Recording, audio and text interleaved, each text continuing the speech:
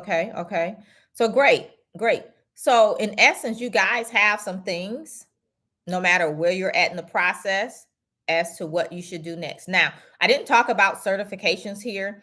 We all know we want to apply for all the certifications for which we qualify, but you do know that's a process, right? You apply and then you have to wait. Sometimes it's 90 days or more right now with everything that's going on. But I do want you to know that while you're applying for certification, it does not mean you can't be bidding opportunities and making money in your business.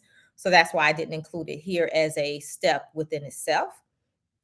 But we definitely talk about that in phase one positioning inside the accelerator program. Okay. All right. So you're letting me know if you're ready to start bidding or not.